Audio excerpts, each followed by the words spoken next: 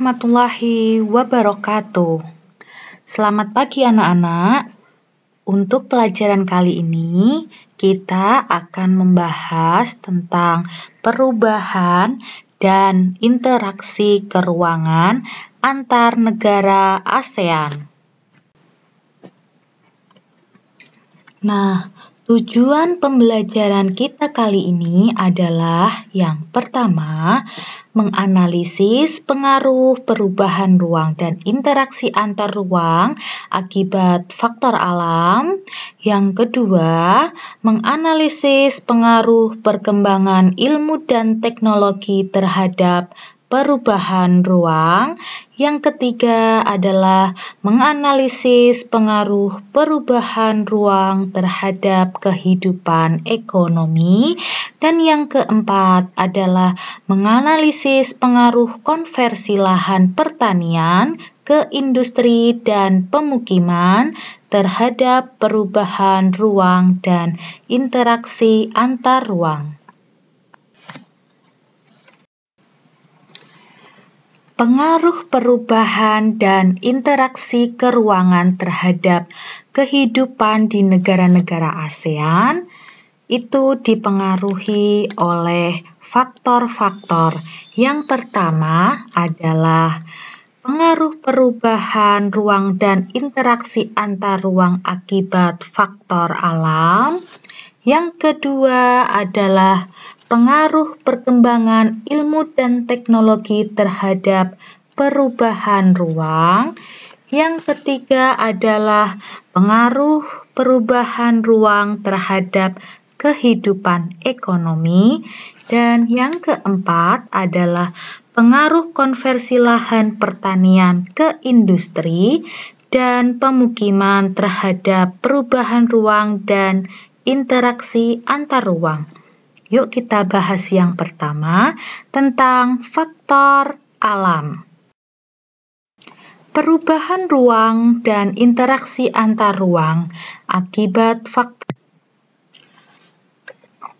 kondisi alam dan kondisi sosial negara-negara ASEAN yang relatif homogen dan saling membutuhkan interaksi antar satu negara dan negara lainnya. Interaksi ini terjadi dalam bentuk kerjasama di berbagai bidang. Banyak faktor yang menimbulkan berbagai bentuk interaksi antar negara tersebut, antara lain adalah faktor alam, di mana faktor alam dipengaruhi yang pertama adalah faktor iklim. Lokasi negara-negara ASEAN yang berada di antara benua Asia dan benua Australia menyebabkan wilayah ini memiliki pola arah angin yang berganti setiap setengah tahun sekali. Angin ini dinamakan angin muson timur dan angin muson barat. Masing-masing menyebabkan terjadinya musim kemarau dan musim hujan. Iklim yang dipengaruhi tiupan angin muson dinamakan iklim muson. Selain iklim matahari dan iklim muson, wilayah negara-negara ASEAN juga dipengaruhi oleh iklim fisis. Iklim fisis dipengaruhi keadaan fisik suatu wilayah seperti perairan laut, pegunungan, dan daratan.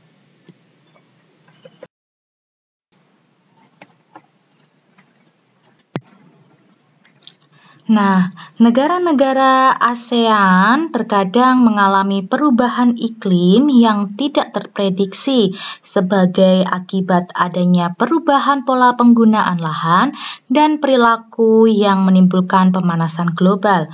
Perubahan iklim ini memicu terjadinya bencana alam klimatik atau bencana alam yang disebabkan kerusakan faktor-faktor iklim.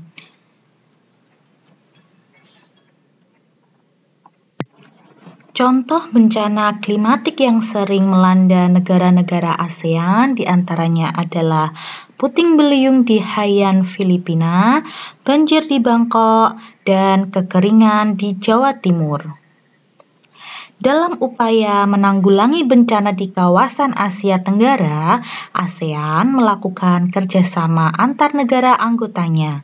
Contoh kerjasama ASEAN dalam menanggulangi bencana klimatik yaitu ketika terjadi kebakaran hutan yang hebat di Sumatera tahun 2015 lalu, Malaysia dan Singapura atas nama ASEAN memberikan bantuan peminjaman pesawat pemadam kebakaran.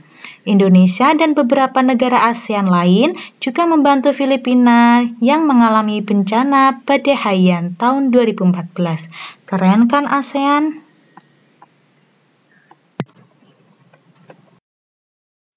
Perubahan ruang dan interaksi antar ruang akibat faktor alam berikutnya adalah faktor geologi.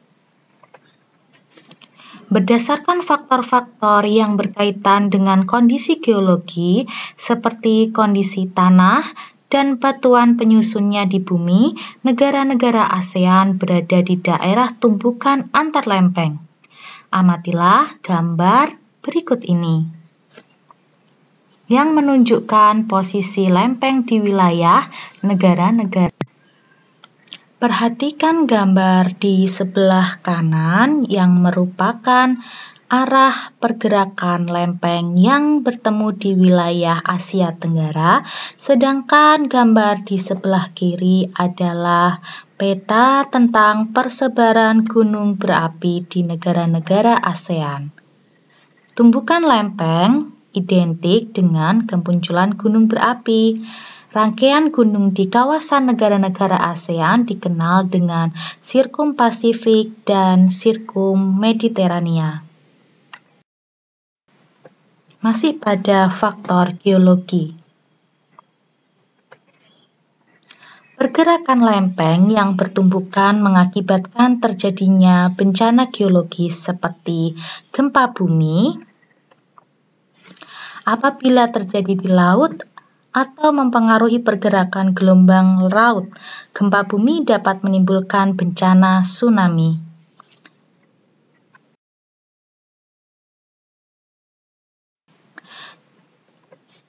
Setidaknya 4 dari 11 negara ASEAN yaitu Indonesia, Malaysia, Thailand, dan Myanmar pernah mengalami kejadian gempa yang merenggut korban jiwa yang sangat banyak. Sebagian besar korban diakibatkan tsunami yang terjadi setelah gempa berlangsung. Korban tsunami yang menggemparkan dunia terjadi di Indonesia loh, yaitu di Aceh pada tahun 2006. Sama seperti kejadian bencana lain, negara-negara ASEAN sebagai organisasi maupun negara-negara tetangga melalui Pusat Koordinasi Bantuan Kemanusiaan memberikan bantuan berupa kebutuhan pokok, fasilitas kesehatan, maupun donasi untuk perbaikan lingkungan dalam masa pemulihan. Nah, perubahan ruang dan interaksi antar ruang akibat faktor alam berikutnya adalah faktor ketersediaan sumber daya alam. Pernahkah kalian mengamati daerah tempat tinggalmu? Apakah ada sesuatu yang dimiliki oleh daerah tempat tinggalmu yang tidak terdapat di daerah lain? Kondisi yang kalian rasakan sama seperti ketersediaan sumber daya alam yang ada di negara-negara ASEAN. Sebagai contoh, hampir semua negara-negara ASEAN memiliki sumber daya alam berupa barang tambang kecuali Singapura.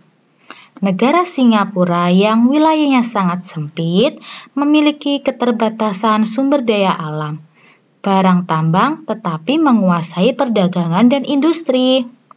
Negara-negara ASEAN yang kaya dengan barang tambang mentah mengekspornya ke Singapura untuk diolah menjadi berbagai barang kebutuhan pokok.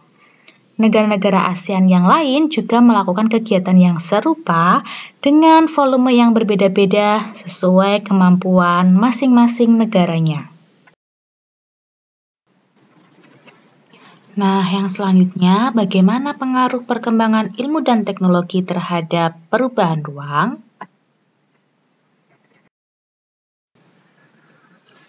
Pengaruh perkembangan ilmu dan teknologi terhadap perubahan ruang. Kemajuan teknologi merupakan sesuatu yang tidak bisa kita hindari. Kemajuan teknologi akan berjalan sesuai dengan kemajuan ilmu pengetahuan. Perkembangan ilmu dan teknologi telah berpengaruh terhadap berbagai aspek kehidupan manusia. Manusia lebih dimudahkan dalam berbagai hal ketika beraktivitas. Ilmu yang menghasilkan teknologi komunikasi mengurangi jarak dan waktu dalam berinteraksi antar seseorang. Teknologi yang memiliki peranan besar dalam mengubah kehidupan manusia dalam berinteraksi adalah teknologi transportasi dan teknologi komunikasi.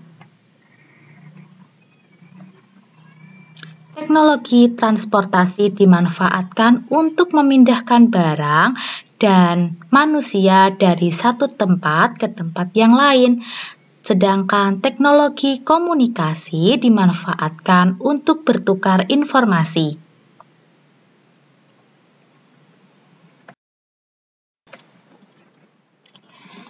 Nah, teknologi transportasi, sarana dan prasarana transportasi semakin lengkap dan baik.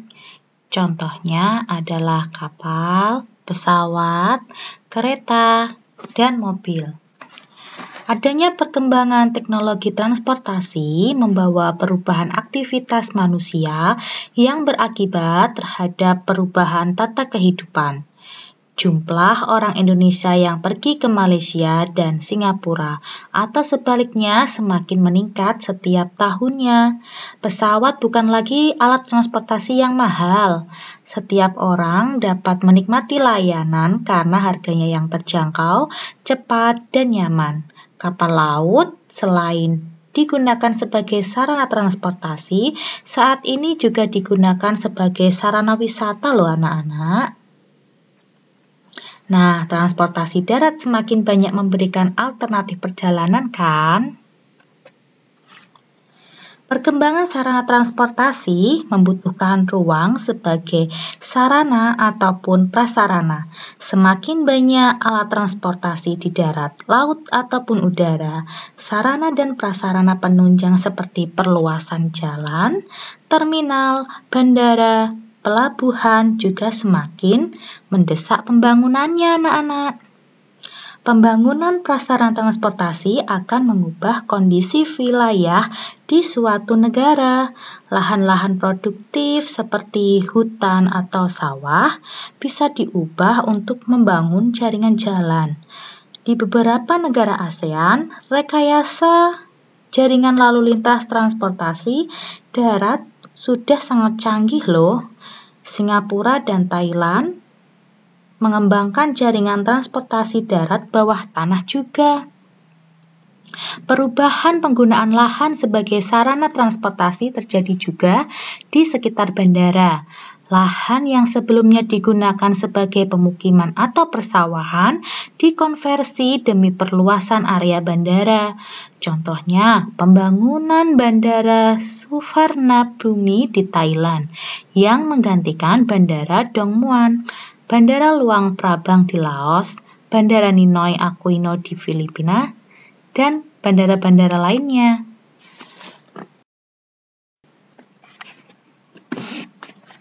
Yang selanjutnya adalah teknologi komunikasi. Teknologi komunikasi dimanfaatkan untuk bertukar informasi. Teknologi komunikasi saat ini maju dengan pesat loh anak-anak.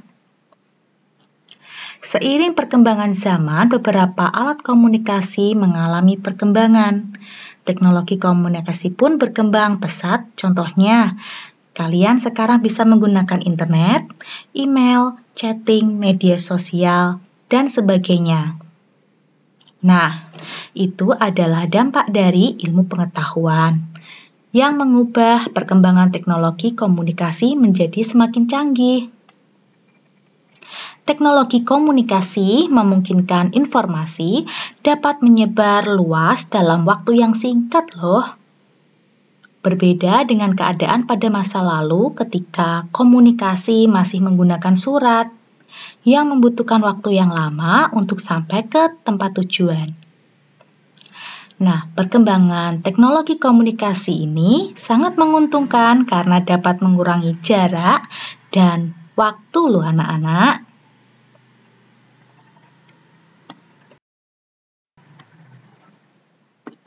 Perubahan dalam kehidupan masyarakat di negara-negara ASEAN sebagai akibat dari perkembangan teknologi transportasi dan komunikasi.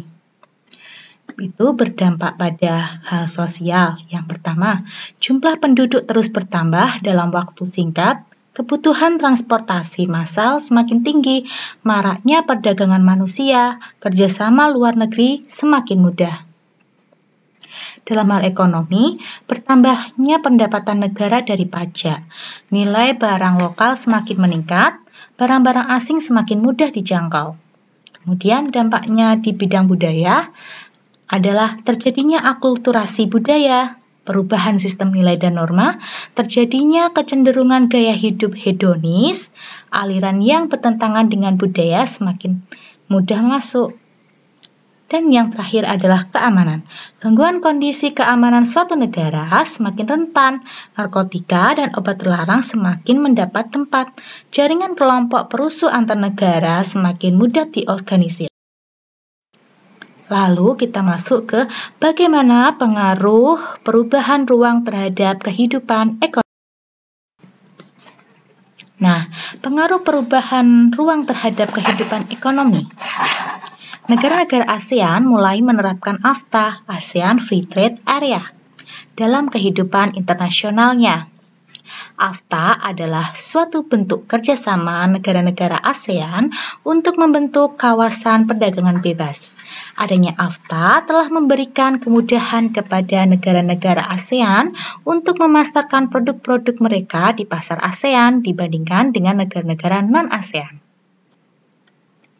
AFTA juga dapat meningkatkan volume perdagangan antara ASEAN secara signifikan.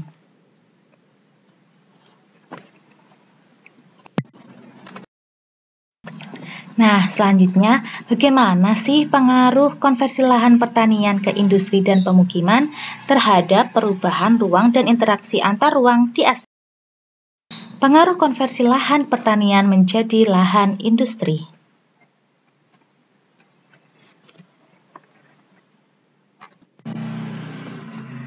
Konversi lahan pertanian menjadi lahan industri banyak terjadi di negara-negara berkembang seperti negara-negara di ASEAN. Alasan pendirian lahan industri di lahan pertanian adalah lahan yang strategis, harga lahan pertanian yang relatif murah, akses yang lebih mudah, dekat dengan bahan baku, serta faktor sosial dan budaya, hukum waris.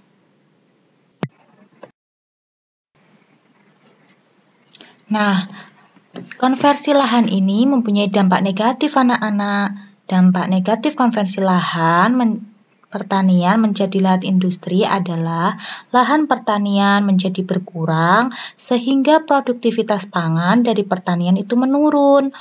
Kemudian, lahan pertanian di sekitar industri berpotensi terkena imbas pencemaran akibat limbah atau polusi dari industri baik tanah, air maupun udaranya.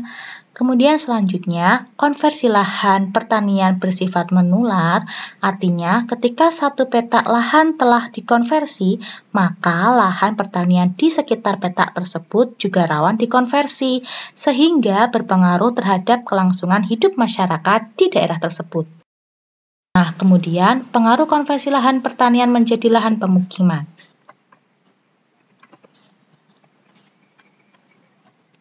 Adanya pertumbuhan jumlah penduduk mengakibatkan kebutuhan-kebutuhan dasar termasuk tempat tinggal semakin meningkat. Ketika lahan di daerah pemukiman sudah tidak lagi mencukupi kebutuhan yang diminta, maka konversi lahan pertanian menjadi pemukiman menjadi salah satu solusi permasalahan tersebut. Konversi lahan pertanian menjadi pemukiman pasti akan menimbulkan dampak anak-anak. Sama seperti konversi lahan pertanian menjadi lahan industri. Dampak negatifnya adalah yang pertama, luas lahan pertanian semakin berkurang, sehingga produktivitas pangan semakin kecil. Yang kedua, petani dan buruh tani jadi kehilangan mata pencahariannya. Yang ketiga, hilangnya lahan ruang terbuka hijau anak-anak. Dan yang keempat adalah berkurangnya lahan resapan air. Nah, walaupun seperti itu, konversi lahan tidak dapat dicegah karena kebutuhan manusia akan ruang tidak dapat dihindari. Mencegah konversi lahan justru akan menghambat pembangunan suatu negara. Oleh karena itu, konversi lahan pertanian akan tetap terjadi, namun jangan sampai mengganggu keseimbangan alam, ekosistem, dan kelangsungan hidup warga negaranya. Nah, sekian penjelasan Ibu mengenai pengaruh interaksi keruangan di negara-negara ASEAN. Ada satu tugas, yaitu kalian harus menjawab satu pertanyaan yaitu jelaskan alasan negara-negara Asia Tenggara perlu mengandalkan kerjasama ekonomi. Jawab soal tersebut pada kolom komentar YouTube ini ya anak-anak. Dan jangan lupa sertakan nama, kelas, dan nomor absen pada kolom komentar kalian.